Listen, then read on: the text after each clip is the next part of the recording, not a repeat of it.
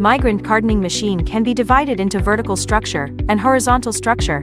The running direction of the equipment is divided into linear type. It often contains 3 feeding mechanisms for leaflets, products, and cartons. The whole cartoning process can be divided into mainly 3 steps: carton forming, filling, and closing. The sealing way can be divided into glue spraying, flap inserting, and bottom buckling. It can be used alone or cooperated with other machine. In Migrant, we can customize cartoning machine with different functions as your requirements. Also integrate upstream and downstream machines to form complete production line. Get the solution? Please contact me.